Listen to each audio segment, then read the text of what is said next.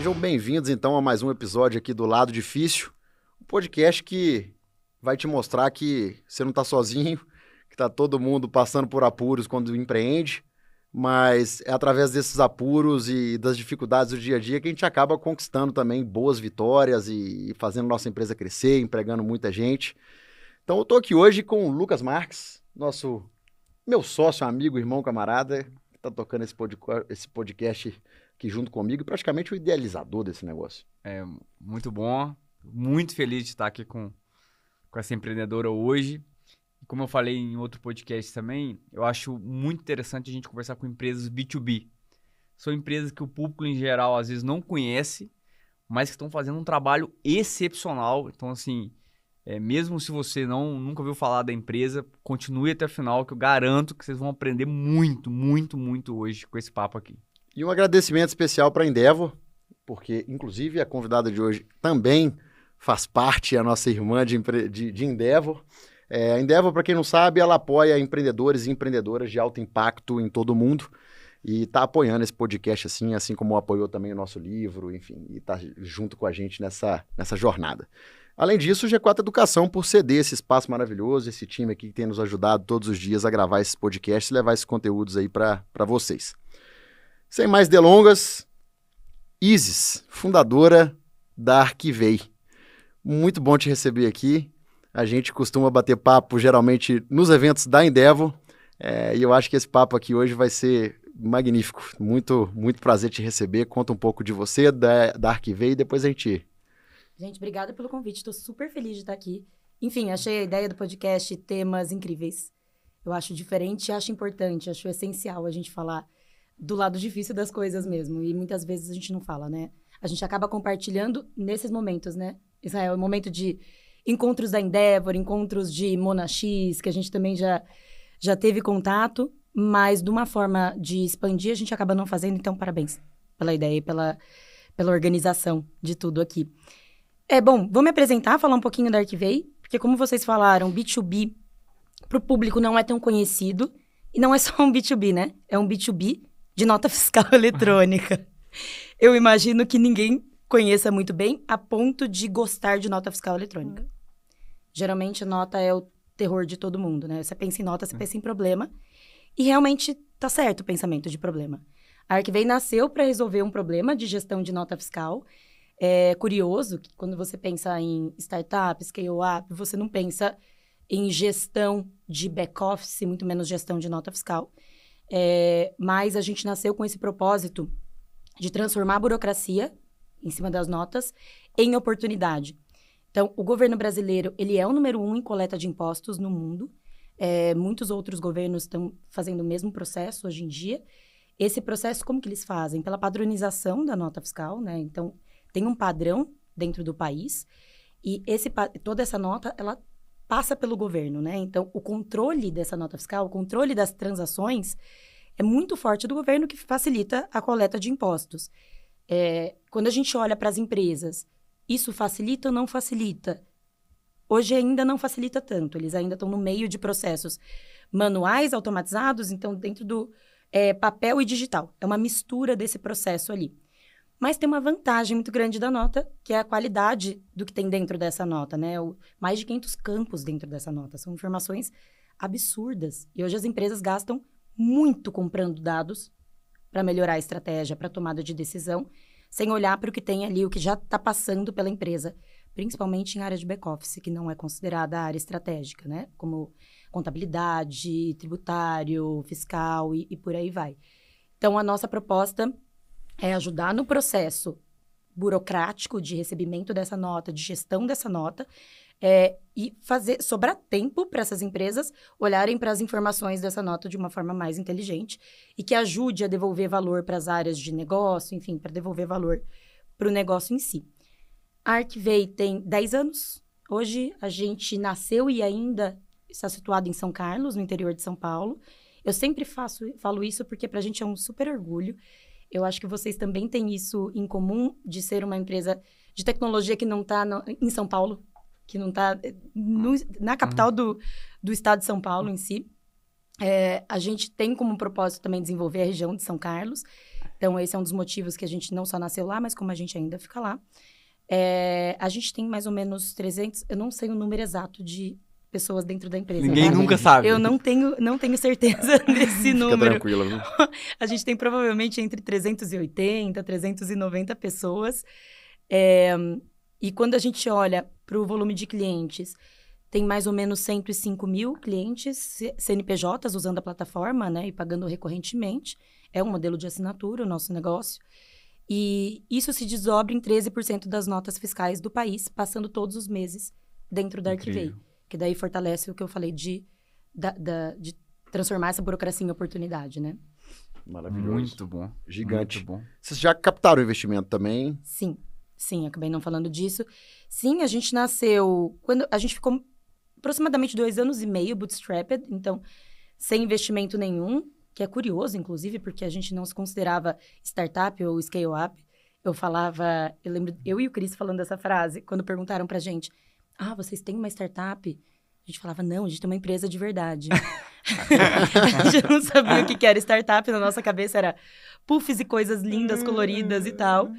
E depois a gente foi conhecendo o mundo de investimento, o mundo de venture capital. Então, a gente levantou nossa primeira rodada. Era chamada de Series A na época, mas sendo bem honesta, hoje a gente olha, era um seed, não era um Series A. Pelo volume, pelo tamanho, Pelo era... volume, mesma coisa com a gente. Total. E foi com a Mona X, que foi super importante pra gente naquele momento. Aí, ao longo dos anos, isso foi em 2016, ao longo dos anos, a gente teve mais uma rodada que entraram outros fundos.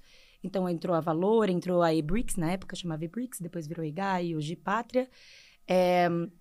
Aí a gente teve a nossa última rodada, agora final de 2021, entre virada de 2021 para 2022, que foi uma série B, que foi curiosa, inclusive, porque a gente, até esse momento, a gente tinha levantado, somado ali, 19, 20 milhões de reais.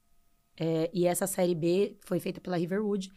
Na época, com o câmbio, foi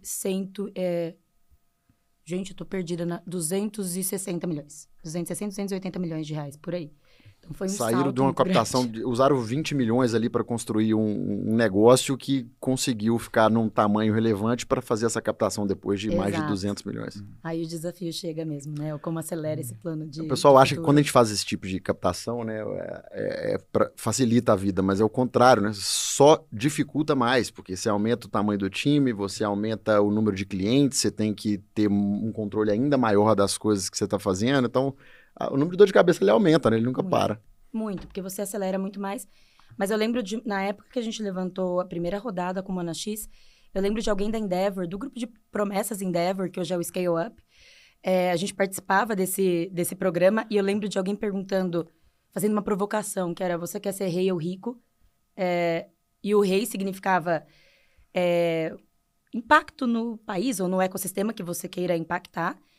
Não necessariamente significa ser rico, significa ser diluído, significa não ter o melhor dos salários, não ter divisão de lucros no final.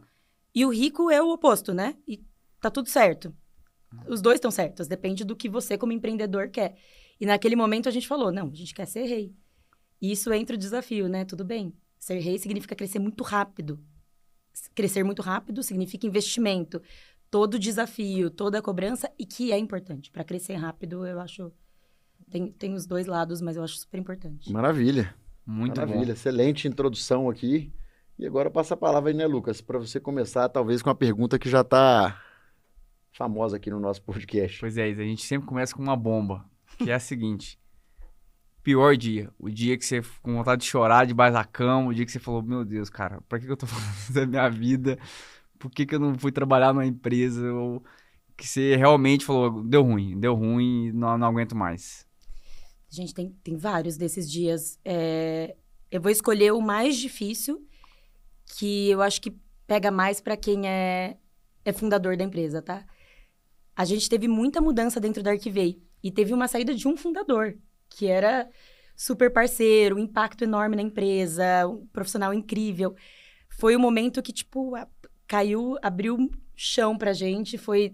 Não foi só pra mim, foi pra todo mundo. Acho que foi muito difícil. E você pensar, tá tudo bem, eu entendi, tem um outro caminho que ele tá seguindo, a gente tá seguindo esse caminho. Como que eu me fortaleço e como eu fortaleço o time também. Se eu já tô sentindo isso, imagina como que o time se sente com uma movimentação como essa. Então, esse foi o dia mais difícil disparado da história da Arquivei. Foi o como lidar com isso, como ter força para eu mesma para eu ter mais segurança, para eu mesma entender o que está acontecendo e quais são os próximos passos. E, ao mesmo tempo, dar força para todo o time. Que isso, enfim, quais são os próximos passos, vamos focar nisso, olha para o futuro. Foi uma virada muito importante para a gente. Então, foi muito dolorido, mas eu acho que todo mundo começou a olhar a empresa de uma forma diferente. E teve... Posso citar só mais um momento? Claro, não. Aqui posso citar todos os momentos. Teve um momento que foi muito difícil, que eu acho que muitas empresas passaram também, que foi em 2020. A gente teve que fazer desligamento dentro da Arquivei. Sendo honesta, não impactou negativamente tão forte como a gente imaginou. Não é a primeira coisa que os clientes cancelam. Mas a gente não tinha ideia do que era. E um detalhe que a gente estava levantando investimento, a gente fez uma viagem para fundraising no final de fevereiro, começo de março de 2020. Se vocês lembrarem bem, foi acho que mais ou menos 13 de março que fechou tudo. E a gente estava indo para o Saster e também tinha roadshow marcado. Obviamente, todo mundo cancelou com a gente. Foi a viagem mais cara, que a gente foi à toa. Uma galera para andar de avião. Vale. Exato. E então a gente tinha um runway muito pequeno. A gente não estava com caixa, a gente tinha que fazer esse runway esticar. Por isso rolaram essas demissões e foi muito difícil. Quanto que estava o runway? Você pode falar? Eu não vou lembrar de cabeça agora, mas eu acho que estava tipo em torno de 7 meses, alguma coisa assim. A gente estendeu ele para 12, 13, alguma coisa do tipo, eu não lembro exato. Se não tivessem feito nada, em 7 meses ia faltar dinheiro para tocar a operação. A gente já estava atrasado para fundraising, tá? Quando a gente saiu. Já era para ter captado mais investimento. Exato, exatamente. Então as saídas foram difíceis. Essa parte eu acho muito boa, assim. Então, porque eu acho que é isso que quem está nos ouvindo precisa ter noção, assim. Porque como a galera olha de fora, né? E o Paulo Vera já trouxe isso, mas é legal você trazer também. As pessoas têm uma visão muito distorcida, né? E acho que é muito mais fácil do que parece. Então, vamos pegar o caso aqui. 2020 que você falou, né? 7 meses de dinheiro. Quantos funcionários já tinha? A gente tinha, acho que um pouquinho menos de 200, devia ser uns 180, por aí. Vamos falar 200 aqui, só para facilitar. A Isis sentindo a responsabilidade que, em 7 meses, talvez ela deixaria 200 famílias desamparadas se não conseguisse dinheiro para conseguir fazer a empresa sustentar. Exato. Alguns meses depois, né, fazer uma captação de 260 milhões de reais, né? E por que eu quis parar aqui para destacar isso? Porque a pessoa que está de fora do empreendedorismo, ela vê os 260, lá, na capa do exame e tal, olha que chique. E não vê e não consegue nem imaginar o que é a pressão que você sofreu, o seu sócio sofreu, de imaginar que 7 meses depois a empresa podia acabar. E você podia deixar todos os seus funcionários que estavam com vocês há 10 anos naquela época, mais ou menos, uns 8 anos na mão. Então, assim, é muita pressão, cara. É muito difícil. E tem uma coisa que dificultou ainda mais. O time de liderança, quando a gente pensa em liderança estratégica dentro da empresa, na época era ainda muito formada por founder. E a gente sempre foi muito próximo, não só dentro da Arquivei, né? Final de semana e tal. Só que a gente estava num momento de todo mundo dentro da sua casa. Você não tem esse momento que você interage com os seus sócios ou com os seus pares, líderes de outras áreas. Você perde esse social. E a gente estava se adaptando ainda com esse trabalho 100% remoto. Então, não só tem que fazer o desligamento das pessoas no remoto, que foi uma coisa nova pra gente. Então, fazer um monte de desligamento. Desligamento de gerente sênior e tal, no remoto. Foram quantas pessoas, mais ou menos? Foi perto de 20. Acho que foram 18, por aí. Acho mais ou menos isso. Mas eu sei que era menos de 20 e próximo de 20. Mas fazer no remoto foi uma coisa nova pra gente. E, ao mesmo tempo, você imagina, você tem que esticar o runway. Você não tem runway suficiente, você tem que fazer desligamento.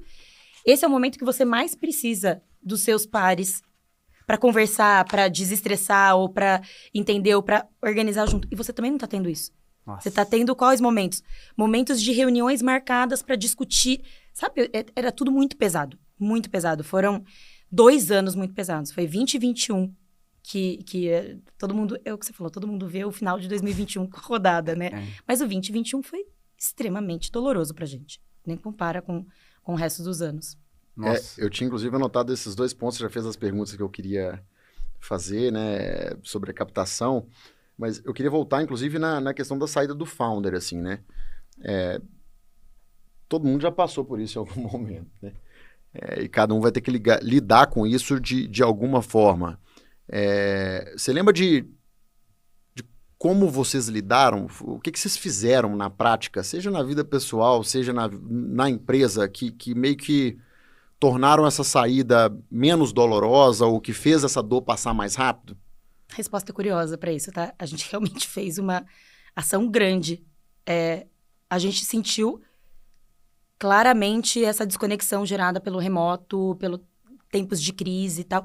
Foi tudo na mesma época, tá? A saída do founder foi dentro desse período de 2 eu anos. Eu ia perguntar também. Então, foi quando a saída do founder exatamente? Foi 21, eu acho. Comecinho de 2021, final de 2021. Tá. Então, já tinha feito a Final de captação, 2021. então, do... Pouquinho antes da captação. Tá. Foi um pouquinho antes da captação, depois rolou a captação. Eu sou muito ruim de datas, tá, Não, mas gente? assim, Então pode ser que seja começo de A gente é 2021. A gente é igual. E pra gente colocar esse negócio de pé aqui, a gente teve que consultar os universitários para colocar esse livro de pé. Talvez eu receba várias correções de data, que eu sou horrorosa Não, de data. relaxa, Mas foi em 2021, normal. agora eu não lembro se foi comecinho ou se foi no final de 2021. O que a gente fez? Como a gente identificou? O diagnóstico foi falta de comunicação, que a gente tá todo mundo super sobrecarregado, fez todo mundo repensar o que quer dos próximos anos, quero estar com a empresa, não quero estar com a empresa, quero construir outra coisa, não quero.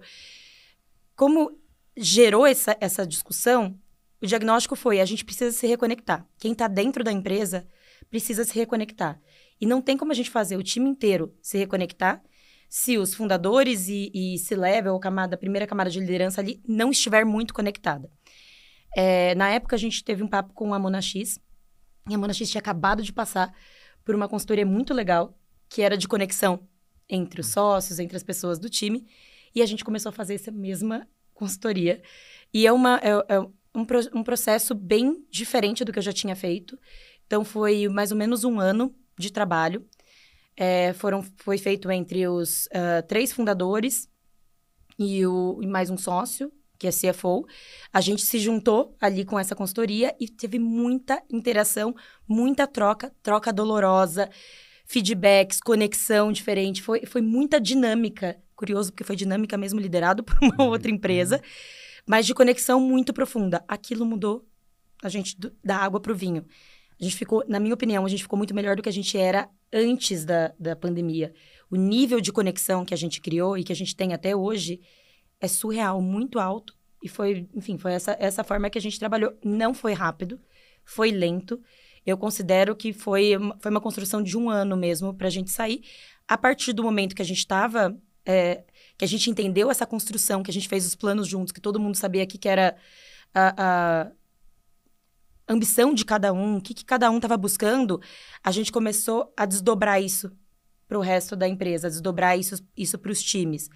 Aí, um pouco mais para frente, puxando uns anos para frente, uns meses para frente, a gente também trouxe uma posição que a gente não tinha dentro da empresa, que é de CHRO, né? Então, uma pessoa olhando para pessoas, mas num nível estratégico, não olhando para talent, aquisição e tal, mas olhando para um nível estratégico. E ela foi a pessoa que ajudou a fazer esse desdobramento da melhor forma, com as melhores cerimônias, ou como a gente garante que está todo mundo olhando para o mesmo lugar e tal. Incrível. Qual que é o nome da consultoria? Acho que é legal para... Xi. Eu posso depois deixar contato para vocês. Legal. Mas a Xi foi incrível. Legal. E essa, até para a gente entrar um pouco mais a fundo aí, né, em como que funcionavam essas dinâmicas, elas ficavam no âmbito apenas profissional ou tinha muito do pessoal também, de você conhecer as ambições ou os sonhos de quem está com você na jornada, né? Conta pra gente um pouco de detalhe, porque a gente falou disso aqui já em outro episódio, que uma das melhores trocas que eu já fiz com o Ofli, né, que é co-founder do Melius, foi justamente quando a gente não estava falando de negócio especificamente, mas a gente estava falando do que o Ofli e o Israel almejavam em 3, 4, 5 anos na vida pessoal. E isso mudou muita coisa no profissional. Foi total, pessoal. A gente não imaginava que ia ser, tá? A gente achou que fosse num nível profissional, que ia ser as trocas. Mas mais do que nunca ficou evidente que pessoa jurídica e pessoa física não existem. É uma pessoa só. E por trás dessa pessoa é lógico, a sua ambição pessoal que vai drivar todo o resto. Então, a conexão foi no nível pessoal que ajudou em 2 pontos. A gente estava sentindo falta disso, então, mais uma vez, a gente estava se encontrando só em reuniões online e para assuntos táticos, operacionais, daquele momento. A gente não estava se encontrando para trocas pessoais, então isso a consultoria trouxe demais. A ambição de quer ser filho, quer ser pai, não quer ser pai, quer ser mãe, não quer ser mãe, tem medo da gravidez ou não tem, o que você almeja lá na frente, quer ser investidor, quer ser empreendedor em série, quer estar numa empresa rentável, enfim, tem bastante coisa ali que apoiou, mas eu acho que foi um processo profundo num nível pessoal, e a gente tinha que entender, e podia ter acontecido uma situação de que, cara, a gente viu que a gente não quer Arquivei. Podia ter acontecido isso no final, tá? Porque a gente chegou no final e entendeu se as nossas ambições estavam conectadas com o que a Arquivei precisava para aquele momento, com a visão da Arquivei. E a gente chegou à conclusão que sim, mais do que nunca. Eu acho que a gente entrou até mais engajado de, nossa, quero muito. Fecharam a gretinha da porta que talvez estava aberta ali Exato. sobre as dúvidas do futuro e falaram, não é isso mesmo, vamos embora. Exato. Vamos... Mas eu acho que, dependendo do seu momento, dependendo do momento da empresa, pode ser que o resultado fosse diferente. Pode ser que, depois de um trabalho como esse, você fale, cara, não é isso que eu quero, sabe? Não tenho dúvida. Inclusive, eu recomendo que as pessoas façam isso com alguma frequência, assim. É importante, tá errado, né? Seja de 2 em 2 anos, 3 em 3 anos, legal, ou até de 1 em 1 ano, eu acho que as coisas mudam muito na cabeça Já tinham 8 anos de empresa, né? Mais ou menos, né? Exato. Então, isso é muito legal. E, assim, eu acho que essa é uma lição que aplica para várias áreas do empreendedorismo, que tem coisas que você passou lá com 2 anos de empresa, não significa que você nunca mais vai ter que repassar. Você vai ter que repassar talvez com 10 anos, e com 15, talvez daqui 5 anos vão ter que fazer isso de novo. E tá tudo bem, faz parte. A empresa vai mudando, mas a gente, enquanto empreendedor, enquanto vida, também vai mudando, né? Muito legal. Com certeza, muda total, muda nossa ambição também, a gente vai conhecendo outras coisas. Mas eu reforço o que você falou, Israel. Façam isso e não tenham medo da resposta ser o que você não está esperando. Se eu não quero estar dentro desse negócio, eu quero estar em outro negócio. Acho que o importante é você saber disso. É bem o rico e rei. Não Sim. tem resposta certa ou errada. Exato. Só precisa identificar o que você quer. Legal. Pode seguir, Lucas. Não, mas eu vou mudar de assunto. Não, mete bronca. A gente falou agora de questões mais recentes e já de grande, mas eu tenho certeza que tem muita gente ouvindo a gente agora, que está começando. Falamos desse assunto já algumas vezes, mas eu acho que é legal falar de novo. E tem muita gente que está começando e fala, mas agora tá difícil porque não tem dinheiro. Né? E a gente, tanto o Melis quanto vocês, a gente começou numa época que não tinha dinheiro para nada. Né? Tanto que, igual você falou, o nosso Series A, né, era o que hoje a galera pega de seed. O Melis, até o IPO, a gente pegou 30 milhões de reais, 5 milhões de dólares. Hoje tem empresa, startup, inclusive agora, esse ano rolou, que, tá no PowerPoint e captando mais dinheiro que isso. Então, a gente veio de uma outra época, né? E mesmo assim estamos aqui. Então, eu queria que você falasse um pouco das dificuldades, né? Desses primeiros anos, né? O que era mais difícil, histórias engraçadas aí que você tiver, pra galera perceber que, assim, mesmo diante das dificuldades, vocês conseguiram chegar onde vocês chegaram, né? Engraçado. Hoje eu olho e vejo o quanto era mais fácil não ter dinheiro do que ter dinheiro, né? Vocês devem pensar na mesma coisa. Mesma coisa. Porque o não ter dinheiro, você não tem muita opção. Você vai ter que, com aquilo que você tem, com aquilo que você consegue, você vai ter que extrair o máximo de valor. Você fica muito mais criativo, você desafia muito mais o senso comum, você se ousa mais. E as pessoas só vão estar ali porque elas querem construir aquilo com você. A partir do momento que você já tem o dinheiro, não necessariamente as pessoas vão estar ali com você porque elas querem construir. Isso é uma coisa que depois eu posso até falar mais, tá? Que a gente tá tentando trabalhar forte na cabeça da galera que tá na Arquivei. Muitas vezes a pessoa quer estar ali porque é legal, porque é uma empresa cool, é uma empresa divertida e tech. E não porque ela quer construir aquela visão com você. Isso é um super problema que a gente passou e eu vejo muita empresa passando. Mas, olhando lá no começo, gente, o meu histórico, eu não tenho muita experiência de mercado de trabalho. Então, isso é importante porque eu vou contar agora, tá? Então, eu sou engenheira de produção. Eu trabalhei muito mais... Eu foquei muito mais em vida acadêmica durante a faculdade, um pouco depois. Em pesquisa de manufatura e tal. Depois, eu entrei para o Sebrae. Eu tive umas tentativas de empreendedorismo bem falhas aí no meio do caminho. Entrei no Sebrae. E quando eu estava entrando na Arquivei, eu não me considerava vendas, eu não me considerava sucesso do cliente. Aliás, nem sabia o que era o sucesso do cliente na época. Eu sabia que eu não era dev, que eu não conseguia codar nada.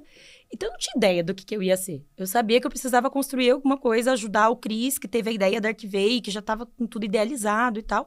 E tinha um time tech ali, né, que já eram os nossos founders, os nossos sócios ali. Aí, a gente começou, eu falei, bom, a gente precisa deixar escalável.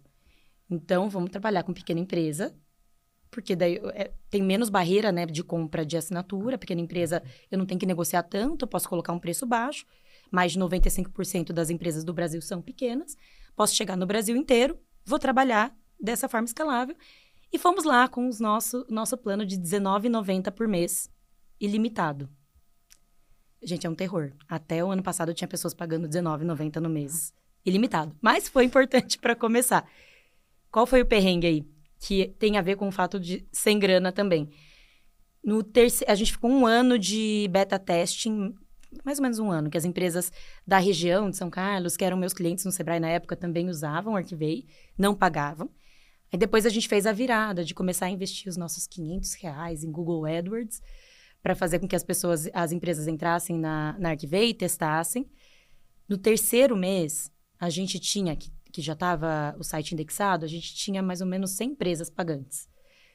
E entra uma super empresa, não vou falar o nome agora, mas uma super empresa varejista de alimentação e tal. E eu olhei para aquilo e falei, o que eu faço? Eu não sei se eles têm essa dor. Será que eles têm a mesma dor? Fui entender, não era só a mesma dor, era 3 vezes maior do que a dor das pequenas empresas. Acompanhei, fui fazer uma venda para eles. Como que você faz o preço? Peguei e falei assim, já sei. R$5.000 por mês. Fiquei, eu e o Cris, a gente sentou para desenhar a proposta, daí a gente falava assim, eu não tenho coragem de mandar para eles. É muito caro. É muito caro. Eles vão olhar para nossa cara e falar, vocês são quem? Porque ainda o diretor dessa empresa na época, ele falou assim, gente, eu não quero uma Ferrari, eu quero um Tucson.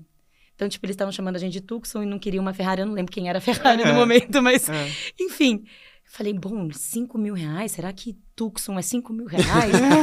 Ai, a gente cobra R$19,90 dos outros. Nossa, vai ser absurdo. Sem contar que a gente prometeu mundos e fundos, né? Eles queriam um relatório que era... quero buscar o nome do produto, quero que venha no mesmo instante, em milhões de notas, só as notas que tem aquele produto listado. Obviamente. Não, já fazemos, já pode ficar tranquilo. Quem que foi na reunião? Eu e o Cris, né? Os dois que não são dev, né? Óbvio que a gente falou, dá pra fazer. Quanto tempo você precisa? Um mês? Um mês tá ótimo. Um dev morria, cada frase que a gente falava morria dentro da Arquivei. A gente mandou R$5.000, falou que ia fazer em 1 mês, algo parecido. Eles aceitaram na hora, no mesmo instante. E a gente não deixaram nem você terminar de falar, mas eu aceito. Aceito. Pra não mudar de ideia. De verdade, 5.000 é por dia? Tipo isso. Depois a gente fez a conta do que significava 5.000 em papel higiênico na empresa. Aí a gente fez a conta pra sofrer mesmo. A gente fez uma conta pra ficar sofrendo, remoendo ao longo dos anos. O que significava em lanches, em sei lá o quê. A gente começou a ver o tanto que era ridículo 5.000. Eles não pagam mais 5.000, gente. Mas esse foi um... E foi um contrato... O contrato, ele estava bem estruturado ou não? Ele tava. Tipo assim, eu acho que isso a gente acertou. Quanto tempo que ia durar os 5.000? Assim, a gente finalizou, acho que por 1 ano, 5.000. A gente não pode mexer. E sendo honesta, eu acho que a gente foi mexer depois de uns 3 anos, tá? Falha nossa, porque o contrato poderia mexer. Não, mas isso é uma vitória. Eu acho que muito empreendedor passa pelo oposto, né? Que não pode mexer mais. No desespero, enfim, entrega a alma... O que e não a gente consegue depois contornar, né? O que a gente sempre garantiu nos nossos contratos desde o começo, como a gente sabia que a gente queria trabalhar com os dados da empresa para trazer valor para essa mesma empresa, então o nosso contrato ele sempre foi muito bem feito desde o começo, pela preocupação que a gente tinha para o futuro. Mas a gente podia ter mudado o preço e a gente demorou muitos anos para tomar coragem. A gente demorou muitos anos para entender o mercado. O que é 5 mil para uma pessoa física não tem nada a ver com o que é 5 mil para uma grande empresa. O que significa isso? Comparado com o valor de um funcionário, de um Inclusive da analista. quantidade, talvez, de notas até que está sendo processada. Exatamente, quantidade de notas. Então, a gente era muito inexperiente nisso, e isso acho que foi um ponto que demorou. Isso fez com que a gente olhasse para uma escala muito grande. Então, a gente tentou virar muito cliente, trazer muito cliente o mais rápido possível para equilibrar o que a gente estava tendo de consumo de notas e tal. Então, antes da Monax entrar, a gente já estava numa escala interessante, totalmente self-service. Eu não tinha time de vendas, não dava para pagar time de vendas. Então, o que eu fazia? Tudo que era pequena empresa era um fluxo automatizado. Mentira, não era automatizado, era MailChimp, que você eu selecionava a lista, importava a lista no MailChimp, escrevia a mensagem e mandava. Aí eu fazia um filtro de qual daquelas contas fizeram o que eu falei para eles fazerem no e-mail. Esses fizeram, então faço esse e-mail, o próximo. Uma régua bem manual, que eu super achava automatizada na época. Você fazia o MailChimp? Eu fazia. Mas você era fundadora, né? Tipo... É curioso, né? Curioso, né? Isso foi pra acho que uns 2 anos, 3 anos eu falando fazendo aqui, isso. porque mais uma vez a gente falou desse assunto aqui e eu tô batendo muito nessa tecla porque eu tô chato com isso. Fundador em começo de startup é isso. Fundador em começo de startup não é ficar contratando diretores e ficar só dando entrevista e, sabe? Pô, eu acho que a gente perdeu isso dos fundadores que colocavam a mão na massa e faziam o negócio acontecer. Como que eles conseguiram fazer sem dinheiro? Porque a Isis fazia o meu time fazendo. Porque eu quando ia pra São Paulo, a gente ficava no Ibis Budget. Não, mas você pode usar o exemplo do MailChimp também, que eu já disparei muito no MailChimp. Eu não somente disparava o MailChimp, fazia, enfim, toda a estrutura do código ali, etc. Mas eu fazia o design da peça, cortava esse design, transformava em HTML, colocava no MailChimp, selecionava as bases que a gente queria disparar e disparava. Pelo menos. Você lembra do macaquinho suando? Não, macaquinho maravilhoso. Maravilhoso. Não, cara, essa empresa é incrível. É demais, né? Que empresa incrível. E totalmente, assim, se eu não me engano, sem investimento, né? Conseguiu crescer e fazer um negócio, assim, incrível, global, e que a gente usou muito. Desculpa interromper, mas eu acho muito legal isso. Porque pra gente é meio, tipo, não, é meio óbvio, né? Pra quem não tá nos ouvindo, muita gente dessa geração que nasceu na bolha, né, dos investimentos, não sabe o que é isso, né? Ô, Lucas, tem até um ponto importante. Eu tava falando isso ontem numa mentoria que tava me perguntando sobre o sucesso do cliente. Eu sou uma pessoa muito apaixonada por sucesso do cliente. E eu fiquei refletindo, eu entendi o que aconteceu. Foi exatamente por ser fundador e fazer tudo no começo. Como eu sabia que a gente não podia bancar vendas, e eu achava que a gente podia crescer de uma forma mais escalável, o que eu fazia? Eu acompanhava as empresas que estavam usando o Archivay lá no beta testing ali, eu entendia qual era o momento que brilhava o olho deles usando Archivay. E o momento, naquela época, era, chegou a minha nota. Então, configurava o certificado digital e tal, apareceu a nota, o olho brilhava da pessoa. Esse era o momento que eu percebia, bom, a partir daqui essa pessoa vai comprar. R$19,90, não tem barreira de preço, ela vai comprar. O MailChimp e as mensagens eram levando para esse momento. Hoje, a gente sabe que chama aha moment, enfim, tem vários termos para isso. Eu não tinha ideia do que era isso. Então, o que eu fazia era, como eu faço, vou acelerar esse momento de aquisição de uma forma escalável, que eu não tenha tanto esforço. E óbvio que se a pessoa precisasse de suporte, era eu o suporte. Se ligassem, era eu a pessoa que atendia. Se eu estava no banheiro, era o dev que atendia e que fazia o suporte e tal. Como toda empresa no começo. E quando a gente fazia esse processo, eu lembro do meu sócio, do Vitor, ele virou para mim e falou assim, ô Isis, sabe o que é isso que a gente tá fazendo? Chama Customer Success isso. Eu já li sobre isso. Aí a nossa primeira assinatura de e-mail, tanto a minha quanto a dele, vinha embaixo, tipo, Isis do Archivay, a gente era Vitor do Archivay, Isis do Archivay, e embaixo vinha Customer Success. A gente achava lindo. Eu não tinha ideia do que era. Só que o meu propósito era, o que o cliente está buscando? É isso? Eu vou acelerar para que ele chegue nesse momento. Depois, eu vou entender, a partir do momento que ele assinou, o que é o próximo sucesso dele. E vou desenvolver isso. Isso impactou no que é Archivay hoje, tá? Isso impactou no que é o CS da Archivay hoje, o que é vendas na Archivay hoje. Porque como nasceu dessa... eu fazendo o negócio direto, junto com o Vitor e tal, eu acho que até hoje a gente tem essa coisa de... Qual que é o sucesso que o cliente está esperando? Vendas é uma etapa de sucesso do cliente. É o sucesso do cliente no comecinho da jornada, a partir do momento que ele teve contato com você, seja num conteúdo ou qualquer coisa.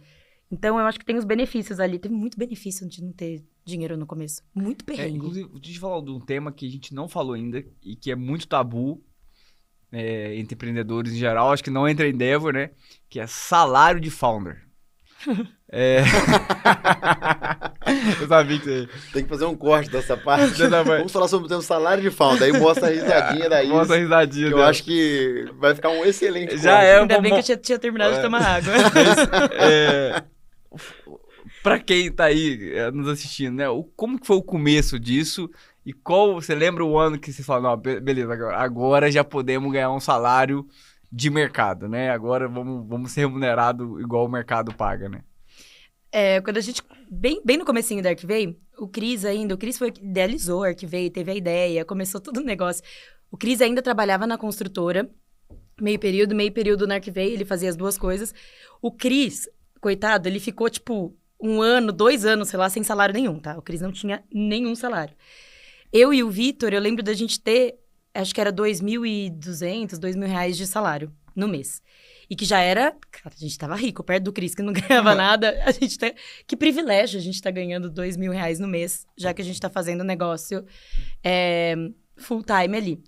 A parte engraçada que eu dei risada é que eu lembrei da nossa discussão, quando a gente recebeu o primeiro investimento, que a gente falou assim, bom, a gente precisa trazer uma proposta de qual vai ser o nosso salário. Aí a gente sentou e falou assim, bom, nós somos em 5 founders na época, vamos pensar o que faz sentido. R$5.000, acho que faz sentido R$5.000. Aí o Cris, ele descascou. O mesmo 5 mil lá de trás, hein? Vocês gostam de 5 mil. 5 mil é um número redondo. 5 é igual R$1 milhão. Então Exato. É muito dinheiro. Era mais que o dobro do que eu ganhava. Que upgrade. E eu lembro que o Cris descascou a gente. Ele falou, gente, vocês são loucos? Eles não vão deixar a gente receber R$5.000. Vocês querem ficar ricos?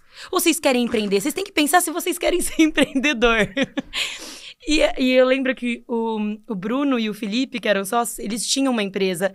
Eles eram os que mais tinham noção de dinheiro. E eu lembro do Bruno falando, não, Cris, isso não é muito. A gente ganhava mais da empresa que a gente estava. E o Cris, não, eu não tenho coragem. Eu não vou mandar para eles R$5.000, pedindo 5 mil. No final das contas, voltou. A própria Monax achou um absurdo R$5.000 e ofereceu o dobro. E eu nunca vou esquecer quando eu recebia, a proposta de R$10.000. Eu falei, o que eu vou fazer com esse dinheiro todo? Gente, eu tô, assim, como que eu vou me engajar na empresa, já que eu tô ficando tão rica agora com 10 mil? E não para aí, porque foi todos os anos, todo investimento. A gente tem revisão de salário nosso, é muito espaçado. Acho que é o último que você revisa, né? Você revisa da empresa inteira, o mercado vai pedindo. Nossa, a gente nunca revisa. O que acontece é quando entra investidor novo, eles pedem para revisar o salário. Então, obrigada aos nossos investidores. Eles sempre ajudam a gente. Mas faz parte do trabalho deles, assim. E são poucos que entendem isso, assim. O empreendedor ir fazendo a colheita, né? Ao longo da jornada, mesmo que numa empresa que não está ainda gerando caixa no curto prazo, é muito importante. Porque o empreendedor está dando a vida ali e é aquilo que é a vida dele, não tem outra opção, não tem plano B. E sem dinheiro para viver bem, viver tranquilo, dar uma condição legal para a família, você não consegue trabalhar bem.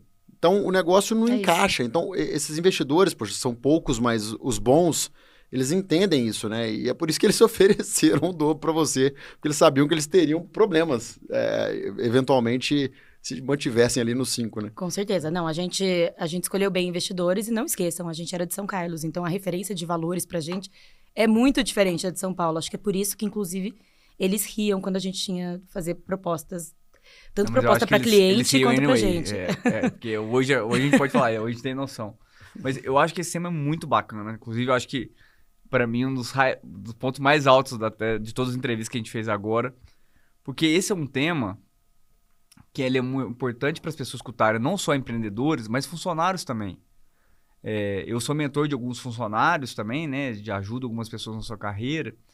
E eu vejo o tanto de oportunidades incríveis que as pessoas perdem de ser algo grande ou de ganhar muito dinheiro lá na frente por questões financeiras pequenas de curto prazo. Pô, a gente já viu gente sair do Melios e que hoje, se tivesse continuado, teria sido sócio, teria muita grana por R$400. Uhum. Mas eu recebi uma proposta, R$400 a mais. Pô, e aí abre mão de... E não é porque a pessoa era triste, né? A pessoa feliz, gostava do trabalho, etc. Então, uma lição que eu acho que pode ficar dessa parte, dessa sua história, é, pô, às vezes a gente abrir mão de dinheiro de curto prazo é fundamental pra gente conquistar coisas lá na frente. É fundamental. E faz parte, assim. Pô, tem gente que... Ah, beleza, não, eu não estou disposto. Então tá tudo bem. Mas pelo menos não reclama. Pelo menos entende que, pô, se você não tá disposto a fazer esse tipo de sacrifício, provavelmente você não vai conseguir conquistar o que a Isis conquistou. Né? Então, eu acho que essa parte aqui do podcast eu adorei, porque eu acho que isso é super, super educativo. Muito bom mesmo. Excelente, excelente. Concordo em gênero, e número e grau aí. Eu lembro, até pegando o meu caso, assim, eu lembro no início da empresa, nos primeiros 2 anos, primeiro 1 ano, eu e o Ofli, a gente também não tirava absolutamente nada, 0. E aí a gente foi aprovado naquele programa de aceleração do governo chileno, no Startup Chile, e a gente recebeu na época 40 mil, 80 mil reais. Tá sabendo igual eu os números. É porque o dólar na época era 2, né? Foi difícil da gente saber quanto que foi. Eu acho que foi 40 mil reais, 40 mil, 50 mil reais. De investimento em troca de give back, né? Porque basicamente eles não pegavam uma parte da empresa na época. E aí, quando eles fizeram isso, o fato de a gente ter que mudar para o Chile, ficar longe aqui dos pais, né? Porque se a gente ganhava 0, tinha alguém que tinha que pagar a conta, né? E eram os pais. Quando a gente mudou para o Chile, eu e o Ofli, a gente mudou com um salário de R$1.500. Então, a gente ficou 2015, 2013 inteiro ali com esse salário de R$1.500. E eu lembro mais ou menos na época que o Lucas entrou, ainda demorou um pouco. Foi quando meu salário aumentou muito. R$4.500. Foi isso mesmo. Eu lembro exatamente do valor, assim, foi R$4.500 em 2014, 2015, eu nem lembro o próximo salto, quanto tempo que demorou, eu acho que foi lá para 2016. Foi, Mas, assim, R$4.500 para mim eram os seus 10 mil, sabe? Eu recebi aqueles R$4.500, minha sensação era tipo assim, eu consegui. Eu juro, ficava Cheguei felizão. onde eu queria. Cheguei onde eu queria. Ficava felizão. Trabalhando, porque eu amava. Eu sempre amei, né? Eu gosto de fazer produto, gosto de estar lá com o time. E aí, pô, tá recebendo R$4.500. Esquecemos de falar uma parte muito importante. Muito. R$4.500 sem plano de saúde, sem ticket de alimentação. Não sabia o que era ticket de alimentação. Cara, era assim, a Gympass. Hoje tem gente que, não tem Gympass, mas... Pô, a gente tinha nada. Tinha nada. Pô, quer fazer academia, corre na rua, mano. Porque nem dinheiro pra pagar a academia tinha. Entendeu? E é isso. E eu tinha sorte que eu tinha plano de saúde dos meus pais também, porque eu fiquei muitos anos sem plano de saúde. Não tinha eu também fiquei com um dos pais. Não tinha ar-condicionado também, não lembro o exemplo que você dá pra turma. Não, quando eu entrei no Melis, né, era num apartamento. E, pô, cada time ficava num quarto, tinha um time que ficava na sala e muito quente. Não tinha cortina, a cortina era um lençol. Tem foto disso, inclusive acho que a foto é uma das fotos que tá no livro. Era um lençol e muito calor. E o ventilador, porque não tinha ar-condicionado, obviamente, o ventilador, você tinha que dar... É tipo aqueles aviões antigos que você tinha que empurrar. Então, se ele colocar na tomada, você tinha que dar uma ajuda pra ele não tapa. Começar a funcionar. E tinha briga pelo ventilador, porque só tinha um. Então, porra, mano, é assim. Mas é muito legal, porque a gente tá falando tudo com um sorriso no rosto, olho brilhando. Então, o Paulo Veras falou isso ontem, né? A gente lembra esses momentos difíceis, faz a gente ter orgulho e felicidade. Mas não é fácil, por isso que chama lado difícil. E nem todo mundo aguenta. E geralmente quem aguentou isso no início lá do negócio, estava com a gente lá, cresceu muito com a gente, né? Porque vai além da pessoa ser boa tecnicamente. Porque boa tecnicamente você vai conseguir contratar vários aí no mercado e tal. É difícil, mas você consegue. Agora, aquela pessoa que você confia muito, geralmente são essas pessoas que viveram essas dificuldades com você. Exatamente.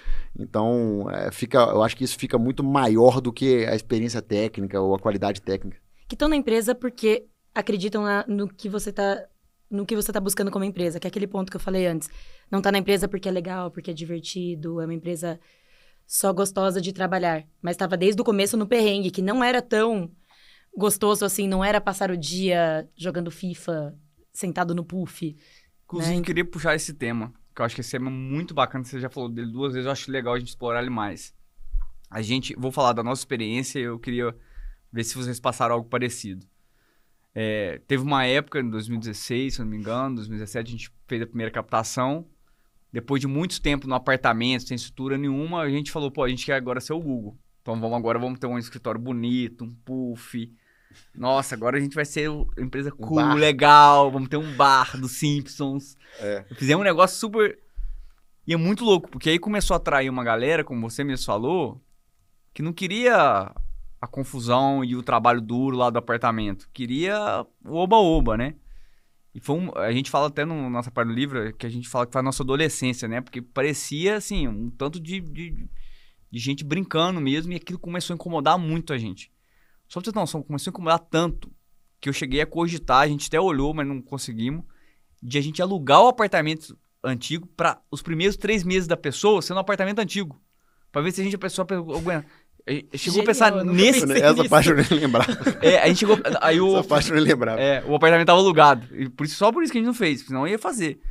E aí foi muito difícil, até que caiu uma ficha nossa, que a gente tava numa posição de reclamão, sabe? Uhum. Mesmo sendo os sócios da empresa. A gente tava tipo, não, porque essa galera. Até que a gente falou, não, mas peraí.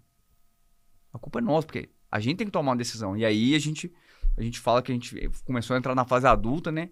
Que a gente falou, não, gente, agora não é isso. Não é essa confusão aqui mais. Pô, essa empresa é uma empresa séria. A gente tá aqui, a gente não tá aqui brincando. E aí a gente começou a ser mais seletivo no processo seletivo. Desligamos uma galera que tava lá pro oba-oba.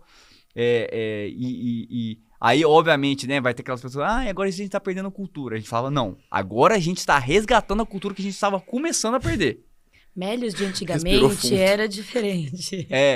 Arquivei de antigamente era muito diferente. Então, fala um pouco pra gente disso aí, porque eu acho que é um tema muito... que toda empresa que cresce pode ser que passe, né? Eu acho que acaba passando, tá?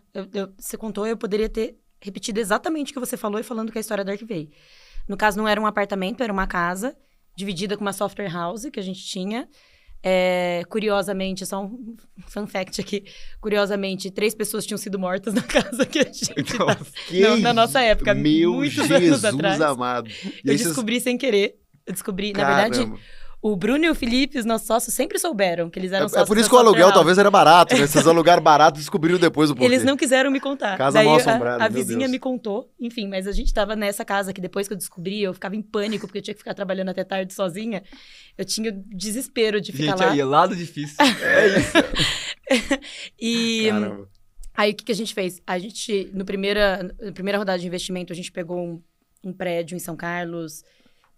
num lugar super perto da USP, um lugar muito interessante pra gente. Por mais que a gente tivesse capital naquele momento, o que significava capital naquele momento? Significava ter mais estagiários, mais pessoas júniores. Era isso, a gente não tinha sênior no começo. Então, pra gente era importante estar perto da USP e, de alguma forma, perto de transporte pra UFSCar, que era a galera que a gente trazia bastante pra dentro da Arquivei. Não virou Google de cara, porque a gente não tinha o dinheiro suficiente para reformar aquele prédio. Mas já tinha puff. Tinha videogame. Tinha algumas coisas. Puff é clássico e era barato, dava pra gente colocar ali dentro. No segundo investimento, aí sim o negócio virou a la Google. Vamos investir na sede. Chamou muita atenção em São Carlos. São Carlos é uma cidade muito pequena. Chegou num ponto que eu nunca vou esquecer dessa entrevista. Que eu perguntei pra pessoa... Era uma posição júnior, não lembro de qual área. Que eu perguntei por que ela queria vir para a Arquivei. E a resposta foi... Cara, eu vejo vocês todos indo de azul, porque todo mundo usava a camiseta da Arquivei, indo a pé para os restaurantes. Eu queria estar junto com vocês, eu acho tão legal. Essa foi a resposta. E na época, naquele momento, eu achei legal a resposta. A pessoa não entrou, tá? Na Arquivei, mas... Eu achei legal. Eu falei, nossa, olha que legal. Ela olha pra gente, olha, ela quer estar junto. Demorou um tempo até cair minha ficha. Eu saí da entrevista, demorou um tempo... Falei, cara, sério que esse é o motivo? Ela não falou nada sobre a Arquivei, nada sobre a empresa em si, sobre o que a gente entrega, sobre o cliente. Ela não trouxe nada e eu fiquei meio embobada com aquela coisa de tipo... Olha, ela admira demais, ela vê a gente, os azuizinhos andando pela cidade, que é um ovo no caso. E aí foi aí que mudou um pouco da minha chave, que eu comecei a entender o que estava acontecendo. Eu não percebi tão rápido, acho que vocês perceberam mais rápido. Foi aí que eu vi que a gente estava... Era difícil de cobrar. Você cobrava resultado. Era, mas calma, tô fazendo, não tá mais tão legal quanto era antes Tem e até tal. o final do trimestre. É, exato. É a maldição do trimestre. A maldição do trimestre. Tem até o final do trimestre, é surreal. Mas isso foi... Essa percepção foi acontecendo em anos. E a gente foi tentando mudar durante anos. Sendo super honesta com vocês, eu acho que do ano passado para esse foi quando a gente conseguiu virar essa chave 100%. Eu não acho que a gente virou antes. A gente percebeu isso há 4, 5 anos atrás. E a gente não conseguiu fazer essa mudança tão grande assim, tão drástica. Eu acho que a gente estava tentando entender qual era o nosso papel nisso. Você falou, né? Se a gente não entender, se a gente não cobrar, não vai funcionar. Eu não tinha, não sei vocês, mas nas minhas cerimônias com liderança ou com time, eu não era a pessoa que batia bumbo, eu não era a pessoa que cobrava prazo. Bom, você tá falando que esse é o próximo passo? Quando você vai entregar? É tal dia? Beleza, tal dia eu vou lá e vou perguntar. Eu não fazia isso. Porque eu tinha minha cabeça ainda da casa dos assassinatos. Da casa antes. Que era, eu não preciso falar. A galera construiu isso comigo, eu não tenho que ficar cobrando o prazo. Tá todo mundo tão engajado quanto eu. E eu não percebi o momento que eu precisava fazer isso. Então, a Clássico entrada... também, né? É, total. A entrada da Renata, que eu falei da CHRO, mudou muito. Porque ela foi uma pessoa que falou, Isis, cara, as suas cerimônias, você vai sair com esse to-do, você vai sair com essas datas que você vai cobrar de todo mundo, e você vai bater bumbo até a gente mudar o cenário que é agora. Então, a gente começou a mudar a cerimônia, aí isso melhorou. E no comecinho desse ano, a gente fez um trabalho muito grande sobre esses temas. Então, a gente falou abertamente para a empresa sobre esses temas. A gente falou muito sobre o que é que vem no futuro. A gente falou muito sobre o legado de cada um deles. O que você quer? Qual que é o seu legado? O que você quer deixar? Se alguém falar sobre o Lucas daqui 5 anos, vai descrever o Lucas como o quê? Quando a gente começou a fazer esse tipo de exercício, e a gente começou a falar da cultura da Arquivei, a gente começou a falar, para estar aqui, tem que querer isso. E querer isso tem um lado bom que você constrói com a gente. Mas sim, tem mais pressão, tem muita coisa aqui dentro que pode ser que não seja bom para você também. Então, a gente fez um evento de 1 semana com a empresa inteira, no comecinho de janeiro, que acho que foi um chacoalhão, sabe? E agora a gente está mantendo isso com a liderança. Começa na liderança, não tem como não ser. Mas, enfim, essa foi...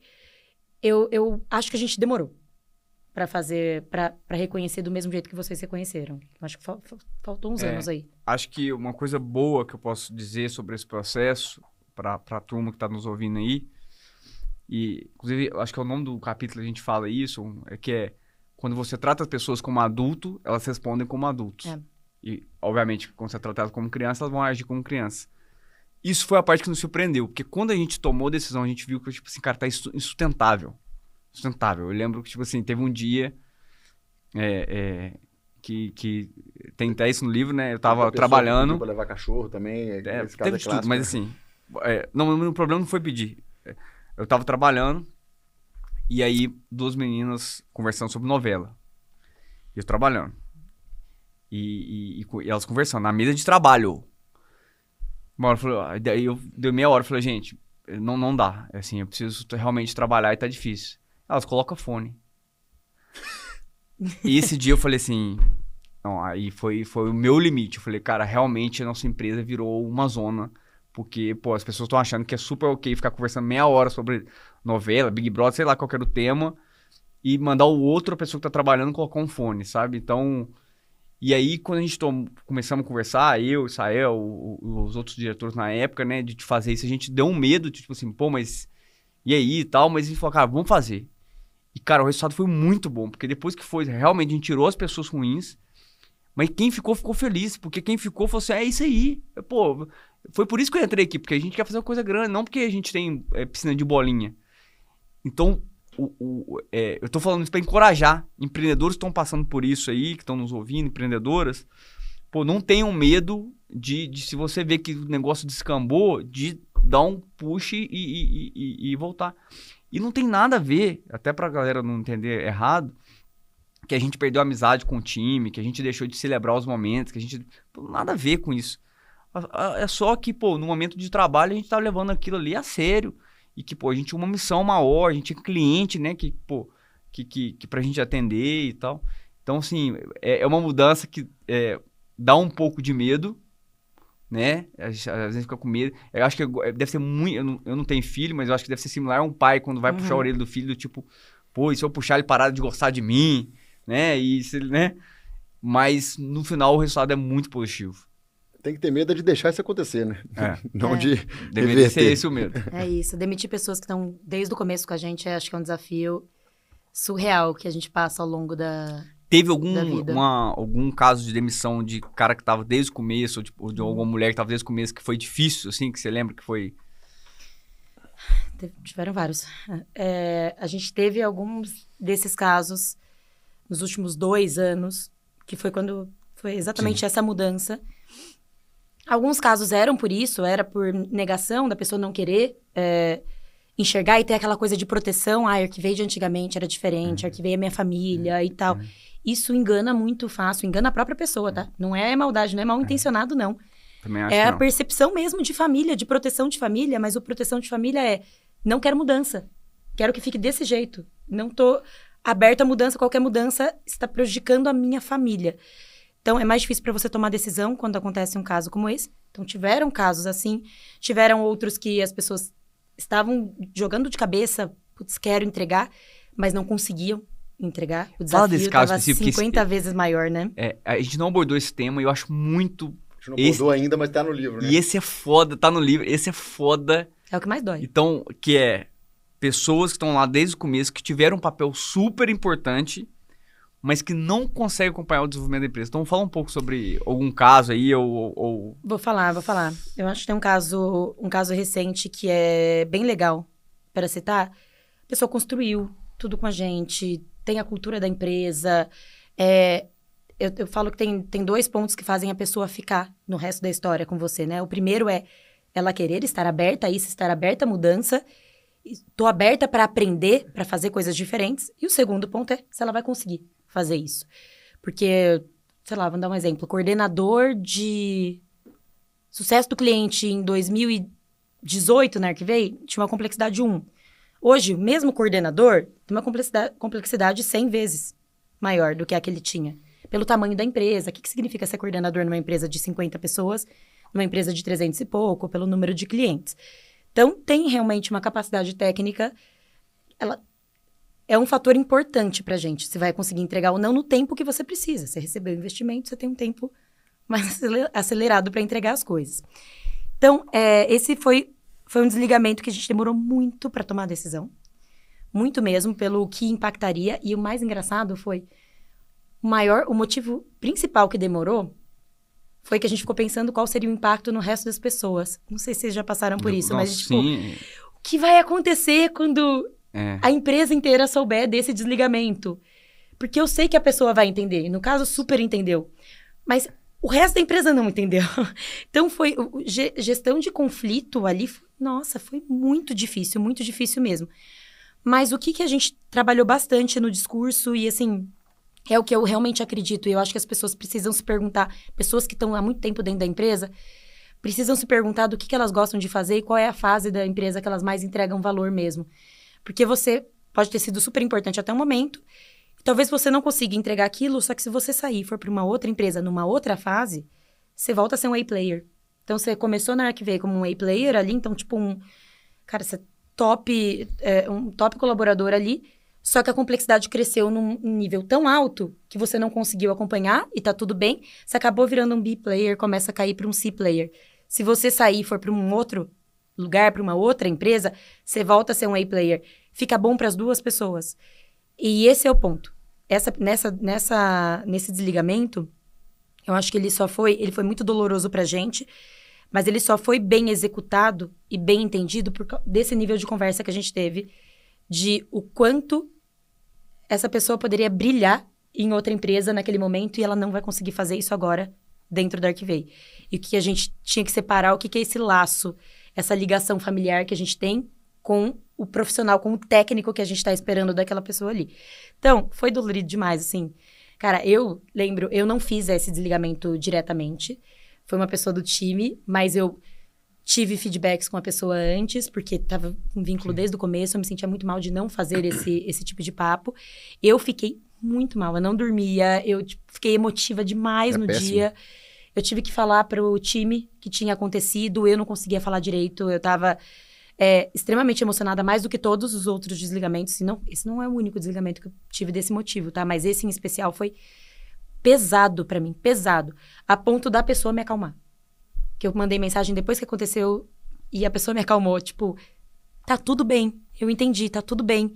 E a pessoa, inclusive, falou com todo mundo da empresa, gente, tá tudo bem, para com a revolta, porque, sim, gerou uma revolta grande ali. É bizarro. Cara, É difícil e vai ser sempre difícil e vai ter... Esse sempre vai acontecer. É um dos casos mais difíceis. Esse pra mim, assim, pessoalmente falando, porque gostou, vai na física, no pessoal. A gente já falou que quase não existe separação. Não, mas sim, mas pega dentro. E aí, até aproveitando, o Sael já falou desse tema, em outro podcast, mas eu acho que é legal falar.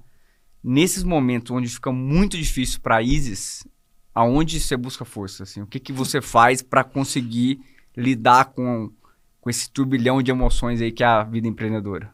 Preciso melhorar isso, tá? Eu acho que eu ainda não faço isso da melhor forma.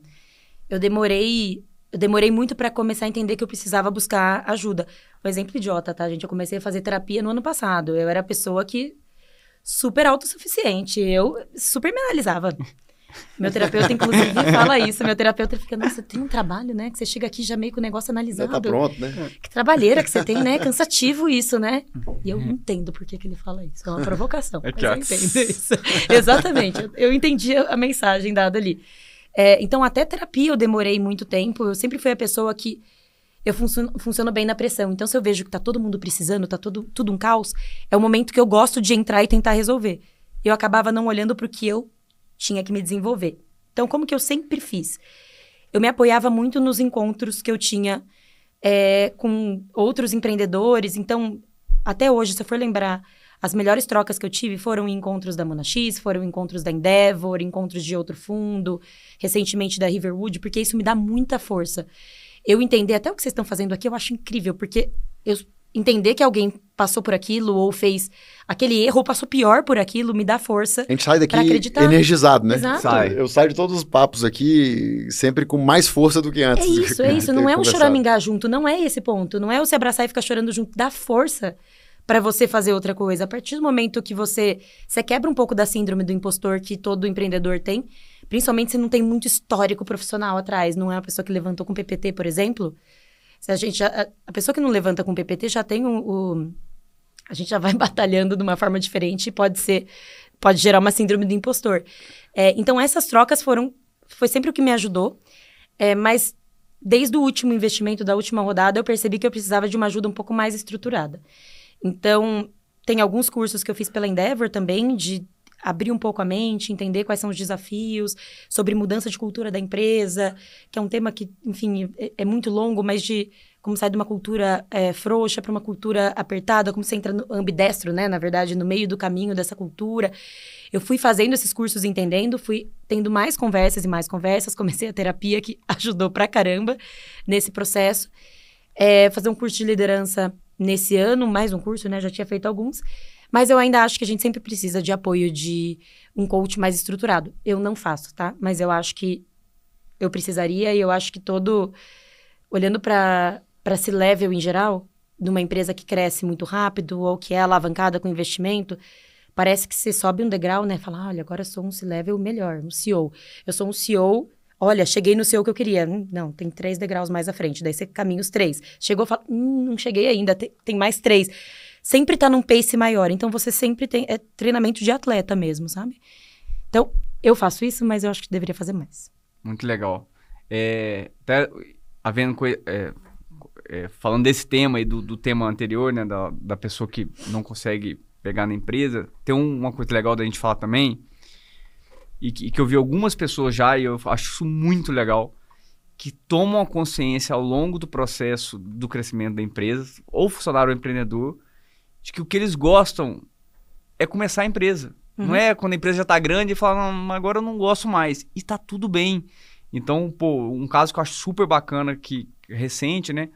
O Robson, que é um dos fundadores da Gup, que sabe que eu admiro muito, e que era o CTO, e foi um cara que super importante, trouxe a Gup, uma hora ele falou, gente, eu amo a Gup, mas esse cara do CTO agora, eu gosto de coisa nova. E aí ele tá tocando agora, ele teve essa consciência e decidiu tocar novos negócios. Talvez se ele não tivesse tido essa consciência, em algum momento a Mari, que é a CEO da Gup, ia ter que falar, Rob, você não tá sendo o melhor CTO de tudo. E aí seria um papo muito pior. Então é legal, você vê, o autoconhecimento permite que as pessoas, inclusive, elas possam sair da empresa para tentar repetir esse ciclo de novo, do começo, que talvez deixe elas mais felizes. Do mesmo jeito que tem gente, que eu acho que... Eu tenho certeza, tem gente incrível no Melios hoje, incrível, que se a gente colocasse para trabalhar no apartamento, ia surtar. Por quê? Porque era muito organizado, cara. Era um trem de maluco mesmo, assim. E tá tudo bem. Por quê? Porque é uma pessoa que ela gosta de quando as coisas estão um pouco mais organizadas. Tá tudo bem. Então, acho que esse conhecimento, autoconhecimento, pode ajudar tanto funcionários quanto empreendedores, né? A tomarem decisões melhores sobre a própria carreira. Isso tinha que ser normalizado, né? Eu acho que quando a gente vê essa história do... ou fundador ou um sócio... que acaba sai de C-level ou vai para uma outra posição ou vê que não é aquilo, eu acho que tem uma visão de mercado meio de... Nossa, isso foi uma falha grande, a pessoa caiu, que horror, é uma sensação negativa. E não é. Eu acho que isso não é normalizado. Então, eu acho que pega muito ego para tomar uma decisão como essa, porque não se tem exemplos de pessoas que fazem isso e que tá tudo bem. Eu acho que, inclusive... Fica como uma proposta de começar a falar mais com essas pessoas que fizeram esse caminho, até para mostrar que tá tudo bem, porque eu acho que facilita com que as pessoas façam esse exercício. Uma coisa que a gente sempre fala dentro da Arquivei é sobre o teto.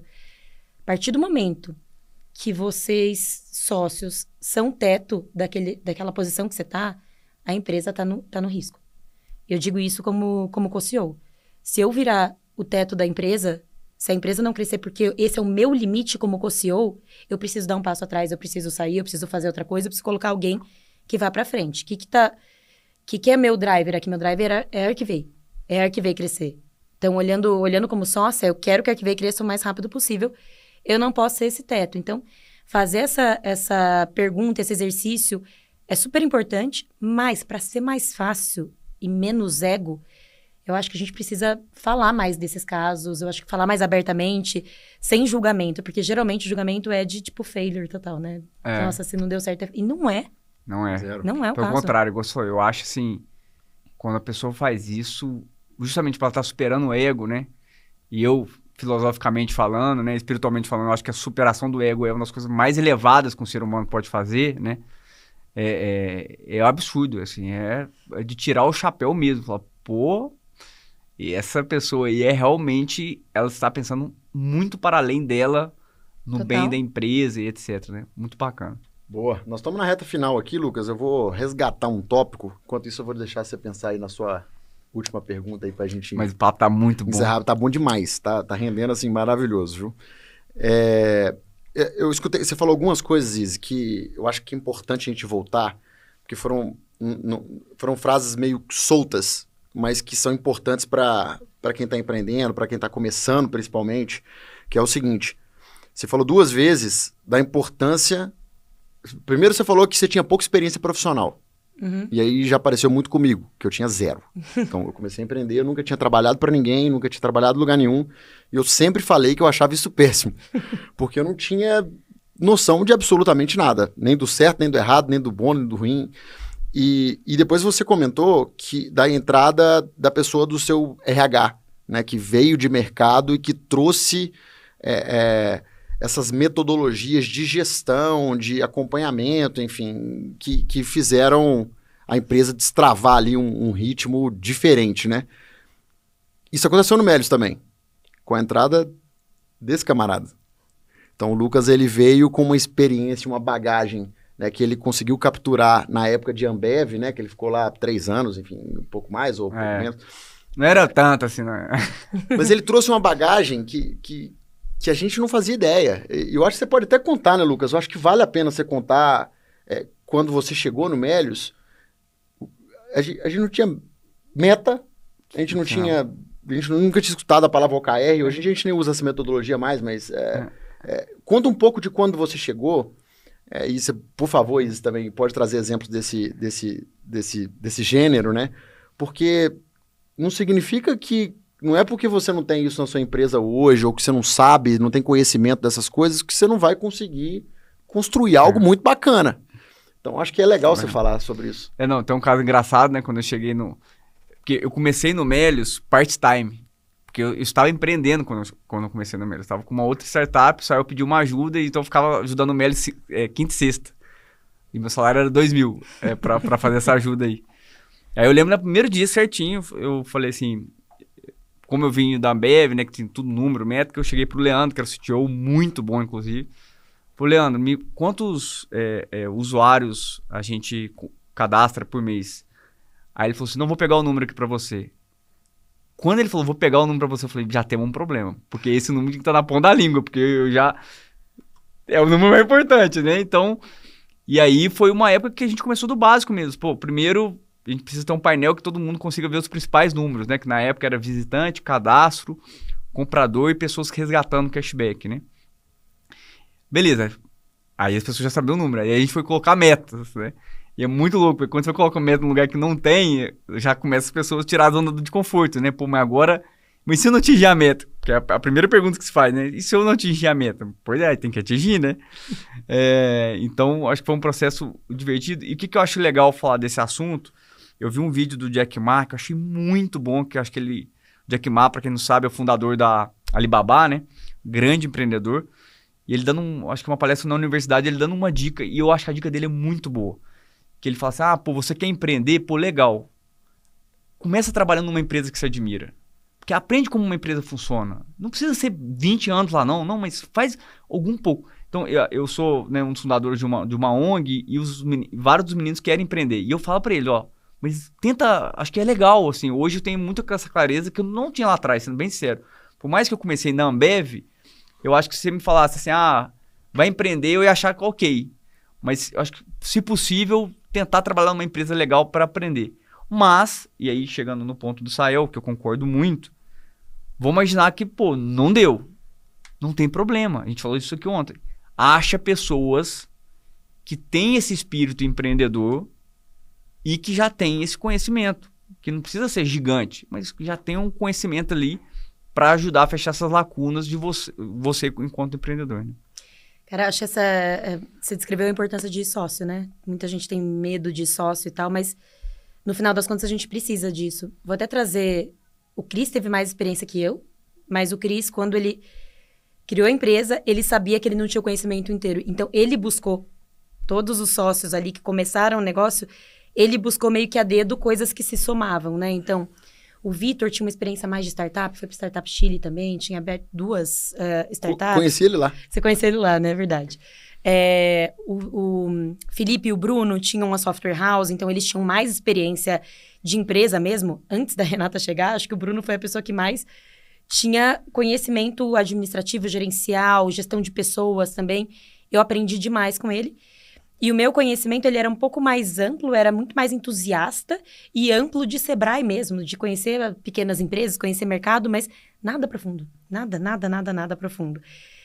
E quando a gente começou, a gente se deu muito a mão. Eu acho que o assunto ego já chega ali desde o começo, né? Você precisa pedir ajuda, você precisa assumir que você não sabe. Eu não sei, eu não tenho esse conhecimento, eu preciso que alguém me ajude nisso. Monax foi um investidor que contou demais nessa evolução, porque eles colocaram que a gente não tinha. Então, eles mandaram um e-mail para o Cris pedindo LTV, CAC, blá, blá, blá, e o Cris não tinha ideia do que era. Mandou o quê? A planilha de fluxo de caixa para eles. Tipo, cara, calcula aí. E o Gui, na época, mandou uma lista de todas as métricas e quais eram os racionais pra gente calcular, porque a gente não tinha ideia do que era aquilo. Então, a gente foi aprendendo. Mas eu quero trazer um ponto importante disso, que acho que você deve ter passado por isso também. Não, talvez, com o Lucas, mas com outras pessoas. Como que foi pra você liderar uma pessoa que tinha muito mais experiência que você de mercado? E você era o líder daquela pessoa? Eu acho que é mais fácil o Lucas responder, né, Lucas? Porque você era essa pessoa quando você entrou, né? O Sael sempre foi muito bom nisso. Muito bom. Porque... por duas coisas. Primeiro que o Sael... eu deixava ele trabalhar. Ponto. O Sael sempre teve... Não é porque eu sou gênio. É porque eu deixava ele... Não, mas teve a outra... Não, mas tem a parte da genialidade que eu vou falar. Eu não vou deixar você mentir. A primeira é isso. O Sael sempre foi um cara de ego baixo, onde sempre deu muita autonomia para as pessoas trabalharem. Então, quando eu cheguei no Melios mesmo, ele deu o computador e falou, cara, faz o que você quiser. E eu fiz o que eu quis mesmo, literalmente, assim. E a gente levou isso pra cultura do Melios. A cultura do Melios hoje traz alguém foda, dá um desafio, cara. A gente confia que a pessoa vai fazer um bom trabalho, né? Mas tem uma outra característica do Sayori que eu acho que ajudou muito, que ele aprende muito rápido. É absurdo, assim. Tem hora que eu fico horrorizado. Tipo, o Sayori não sabe nada de um assunto X. Aí passa um mês e eu já viro expert no assunto X. Falo, pô, velho, o tamanho da cabeça ajuda, né? Não sei se dá pra ver aí, mas é uma cabeça bem grande. Por isso que ele tá até mais afastado da câmera, viu, gente? Isso é verdade. Porque senão a cabeça Isso ia é verdade. Mas ele aprende muito rápido, assim. Então, eu acho que isso facilitou muito o processo. Essas duas coisas, nunca foi centralizador. Eu acho que facilita muito, assim, né? Eu tive muito medo, assim. No começo, eu lembro que... Até hoje, acho que eu tenho essa insegurança. Muda a fase da empresa, mas ainda tenho essa mesma insegurança da falta de experiência e do como eu vou ser vista ali. Eu lembro a primeira... Eu falei, né, de estagiário. Eu só tinha estagiário antes e mesmo assim com o estagiário eu ainda estava aprendendo a liderar. Eu era uma péssima líder no meu primeiro ano. Eu era horrorosa, gente. Sério, eu não fazia feedback. Quando me pediam, eu ficava brava. Tá pedindo? Se estiver ruim, eu vou falar que tá ruim. Enfim, e eu tive a minha primeira contratação, que veio com um investimento, foi de uma gerente de vendas. Tá com a gente até hoje, a nossa diretora de vendas. E ela já tinha liderado 40 pessoas. E eu tinha liderado 2 estagiários. Esse era meu histórico. E, obviamente, eu não falava pra ela na época. Eu simplesmente posava da bonita com a maior experiência possível. Mas, por dentro, eu tava... Meu Deus, ela vai me descobrir, cara. Ela vai ver que eu não tenho experiência nenhuma.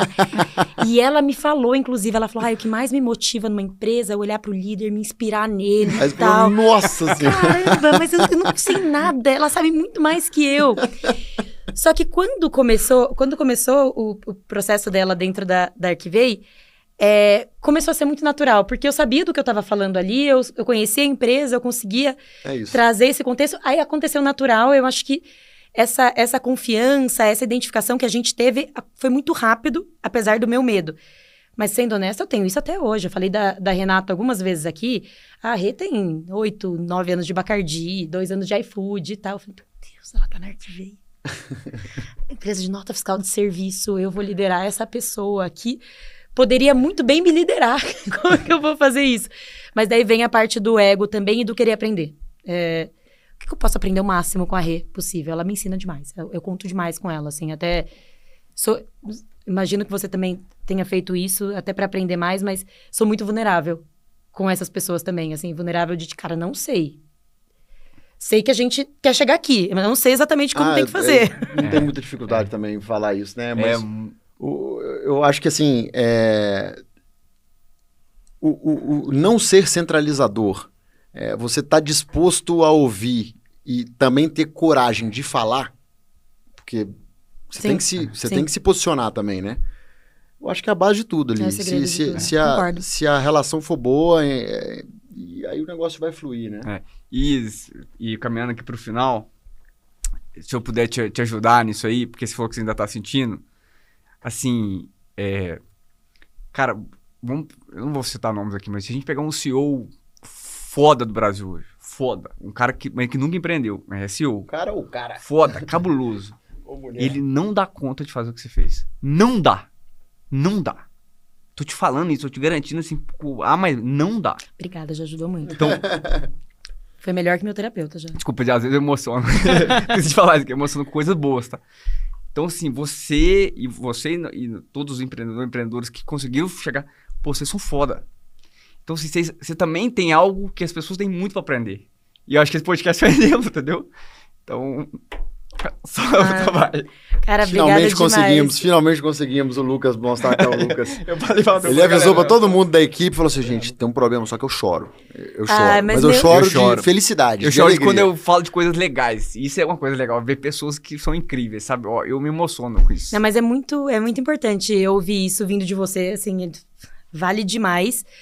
E tenho certeza que muita gente vai pegar pra si que tá ouvindo isso. Tomara. Porque eu tô pegando, tipo, me ajuda muito, obrigada. O Lucas falava isso em vários momentos, assim, porque nós, empreendedores, né, empreendedoras, a gente tem essa síndrome do vira-lata, de que conhece menos, sabe menos, etc. E a gente valoriza pouco aquilo que a gente já construiu, assim. Total. Eu era a mesma coisa também, né? Eu continuo sendo até hoje, assim, mas o Lucas sempre falou isso. E eu acho que isso ajuda você a ter mais confiança, a performar melhor, e eu acho que isso é legal. Ele fez esse papel comigo, assim, durante anos. E tem uma parte de culpa disso, que é do mercado em geral. Pô, tem muito cara que é executivo que é muito arrogante, cara. O cara se acha... E aí ele vai lá e menospreza o empreendedor, né, e tal. E assim, pô, mas ele não daria conta de começar a fazer um mês de Archivay no primeiro mês. Um mês não daria conta. Então, assim... Só que, pô, a gente que viveu isso, a gente tem que passar isso. Igual eu falo, eu acho que esse podcast ele é importante para empreendedor, mas para funcionários e para outras pessoas também, para ele falar, ô, velho, o negócio é difícil, velho. Tipo, valoriza isso, sabe? Eu lembro se eu não me engano, é daquele livro Sutil Arte de Ligar o Foda-se, mas eu não tenho certeza, que ele fala de um negócio que, para mim, é muito importante, que assim, a galera vê o músico no palco, ou o Usain Bolt ganhando a corrida, não vê o tanto de sacrifício, de luta e de barzinho que esse cantor teve que tocar e ser humilhado, tipo, tá cantando com a mesma voz linda, e tá todo mundo comendo, cagando. Então, isso ninguém vê. Então, eu acho que dar visibilidade para isso é muito importante, até para começar a criar essas empatias. Porque a empatia é um lugar legal, porque muitas vezes o executivo ele é arrogante com o empreendedor, porque ele também não sabe. Então, às vezes ele vendo e falou, pô, nossa, cara, eu vou começar a valorizar mais essa pessoa. E é isso. Última pergunta agora pra gente, senão eu vou... Maravilhoso, Luquinha. Pra gente finalizar. A gente sempre pede pra você dar um recado para os empreendedores que estão nos ouvindo. E eu queria focar no recado pra quem tá começando e que tá achando, pô, tá difícil, tá sem dinheiro, não sei o quê. Pô, qual que é o recado aí da Isis para essa turma? Vou falar um recado bem curto, que foi o que fez com que a gente desse vários passos, principalmente quando a gente não tinha grana, que é focar mais na execução do que no plano em si. Eu acho que muitas vezes eu vejo muito empreendedor em começo de carreira desenhando o canvas perfeito, plano de negócio maravilhoso e tal, e não começou a rodar um negócio, até para ter número para avaliar. Eu falei que a gente não tinha as métricas, né? A gente não sabia nem que eram as métricas. Mas a gente já tinha número rodando, porque a gente focou em execução. Já tinha cliente? Tinha cliente, já tava rodando o negócio. A execução, ela é muito mais importante do que a ideia. Então, você ter as pessoas certas junto com você e focar na execução para aquele seu objetivo final, para mim, esse é o segredo. Esse é o principal dos recados. Você tava com a gente em Israel, não tava? Tava. Essa era local em Israel, lembro disso.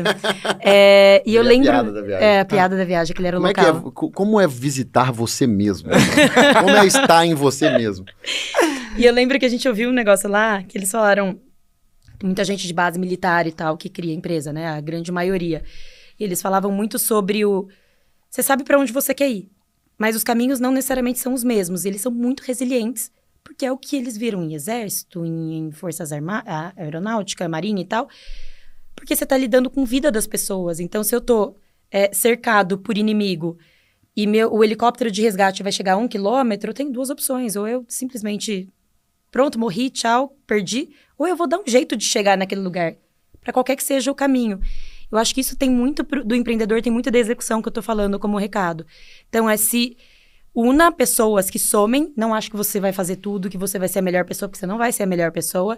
Então, traz as pessoas, abre para essa construção, mas foca na execução. Talvez não vai ser aquele primeiro caminho, vai ter erro.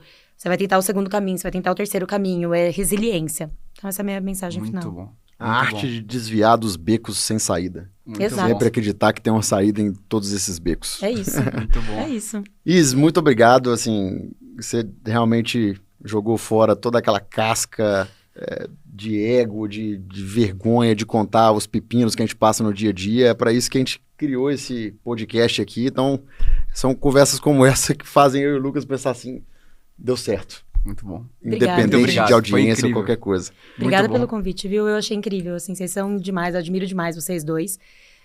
Mas, putz, a ideia e o projeto, demais. Maravilha. E ó, se gostou desse podcast, se inscreve no canal primeiro, né? Mas depois encaminha para aquele empreendedor ou empreendedora que tá passando apuros, tá sozinho, tá solitário e que precisa escutar que ele não está sozinho.